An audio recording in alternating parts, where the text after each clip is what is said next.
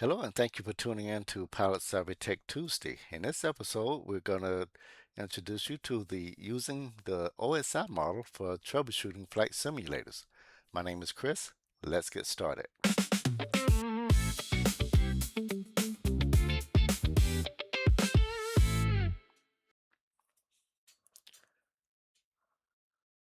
So, my last episode, I went over of Tech Tuesday. I went over some advanced tools to do some in-depth troubleshooting on your flight simulator or computer. This one here, I was going to jump right into doing the periodic inspections, the daily, weekly, etc. But I decided let me throw this very powerful and important tool in. So you may be asking yourself, what is the OSI model, or why we're using this here? So this is a tool. Let's pull up some documentation. I have some supporting documentation in my Pilot Savvy knowledge base. So to get there, go ahead and pull up your favorite web browser and type in pilotsavvy.com. This is the easiest way to get there. And once you're at pilotsavvy.com, scroll down, click on the knowledge base, and the knowledge base is going to take you to my wiki site. And then we're going to go into Tech Tuesday. That's where I have the do-it-yourself repairs, updates, etc. And it can kind of go into the inspections as well, but this is troubleshooting and maintenance, so this kind of fits more into here. So you use this. Let's go in there, show you what's in there first. So OSI model flight simulator troubleshooting guide. So this is something that's used extensively in the IT world, though Cisco does not require it anymore. What it is it's the open systems interconnection model. Interconnection is what it is. OSI, uh, open systems interconnections. I think I said open source. But what it does is it allows you, in working in the IT field, I used it quite extensively when you're working on the desktop computer, for instance, or a server, and something doesn't work. Now, the options you have, some things I do like real quick, automatically, or quick and dirty, reboot, etc.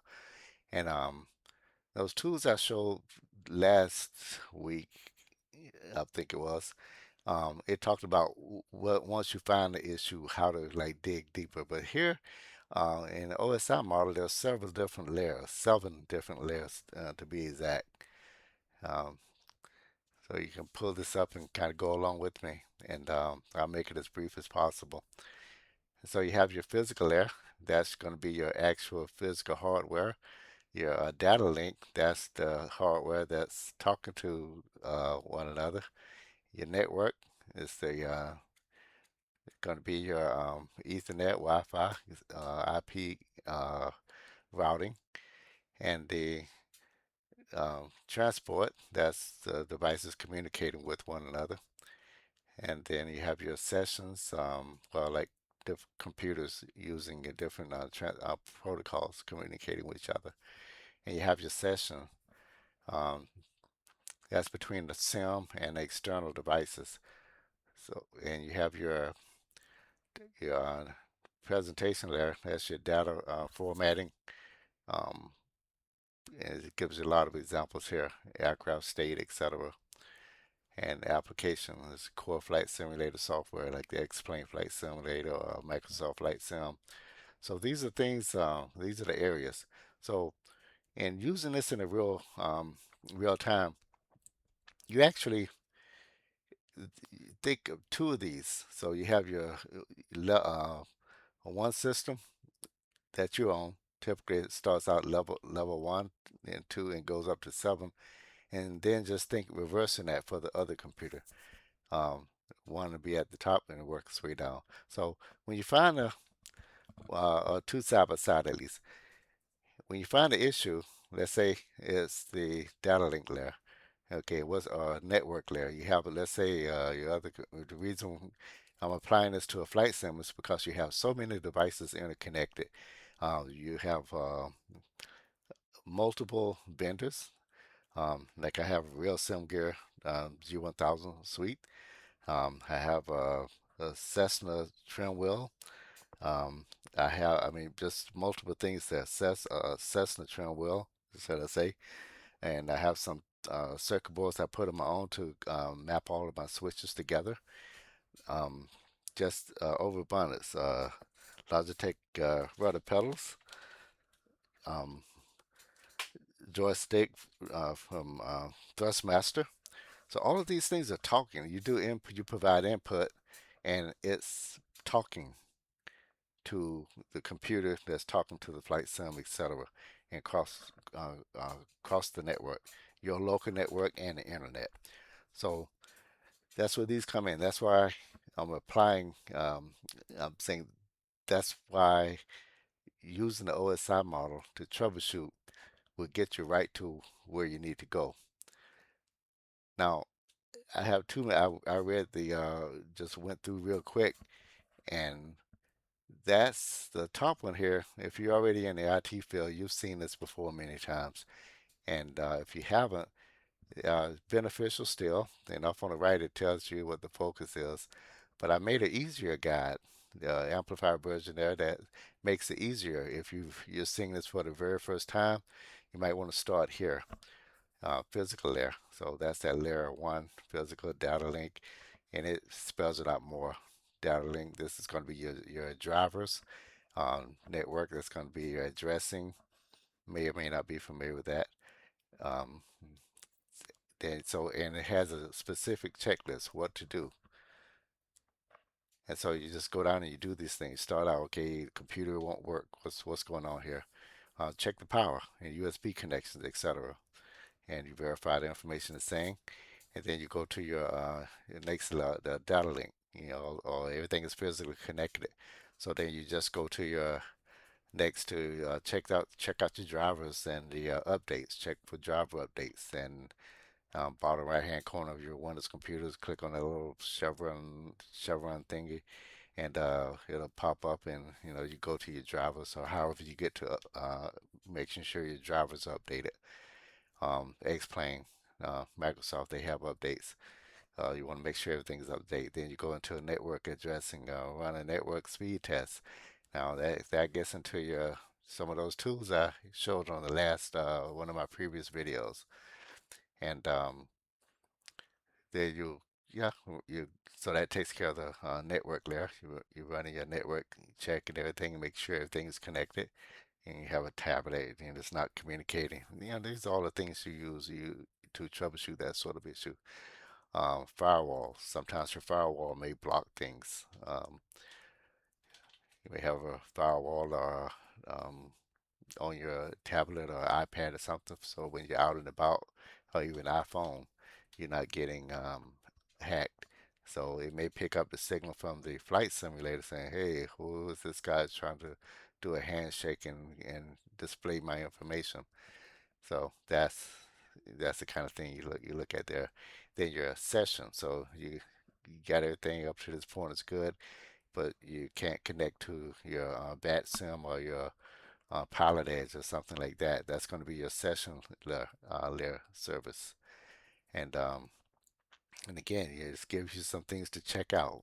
Restart your network router, etc. Because get into sessions there, and then we get it. Now we're up to presentation. You want to check your Windows event viewer, and uh, and again, you're utilizing some of those tools that I showed you on the last episode of Tech Tuesday. Then you have your application layer. So restart the sim, test the that's like X-plane, etc. Test the default aircraft. So one of the things you do is you look at your default aircraft. If you loaded up a new aircraft, if you don't know by now, I probably I'll let you know. I fly the Diamond D850. That's a third-party add-on that I added onto my X-plane. But that's not a default one. So just to check, and I've used that in troubleshooting lots of times. just to make sure that there's nothing going on with the Aerobask DA50 RG. I will start up my sim and load up a different aircraft, or load up a different aircraft while it's running, or restart. Load up the standard Cessna 172 or the Cirrus aircraft, or whichever one you want to test to see if it's. I think the 172 is going to be your most basic, because from day one they had the X-plane has had a 172, so I would go with that one, and that puts you at the top of the list. So by the time you notice, it's a systematic approach. So from bottom physical layer one, working all the way up to seven. And now once you work through that, you can solve any technical problem, not just your flight simulator. And going through these steps also, um, and memorizing some of these steps, or if you're flying, you've seen some of my videos where things break in flight. That's how those things end up on my Tech Tuesday when that does happen. I use this flow technique to troubleshoot the items. So this is definitely a big help here in troubleshooting items. So if you like just to recap real quick on what we did, what we went over, uh, we got introduced to the OSI model. That again is the open system interconnection, and it's used in network environments, whether it be a home or Fortune 500 corporation corporate network. Works the same. Look at your flight sim. The more things you have plugged in, the bigger your network, and the more things that'll happen. Watch other videos. You'll see that one of the biggest complaints there with the flight sim is they break, and this guide will help you, hopefully help you get through those. So if you like the video, leave a thumbs up. If you have any questions or comments, go ahead and leave a comment. And if you want to be notified of future videos, this is Tech Tuesday. Every Tuesday I come out with the tech video. Plus Monday, Wednesday, and Friday I bring you along on the flights that I do, the flight sim flights that I do cross country. It's a long haul. Then I break it up into segments there that you can follow along and not take up your whole time. So again, my name is Chris. Thanks for tuning in. Have a good day. Bye now.